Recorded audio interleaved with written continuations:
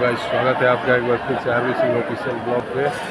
आज सोमवार है और मैं आ गया हूँ मुजफ्फरपुर गरीबनाथ के मंदिर और अभी तुरंत जल चढ़ाया हूँ भोलेनाथ को। और चढ़ाने के बाद अब मैं निकल रहा हूँ अपने गंतव्य स्थान पे।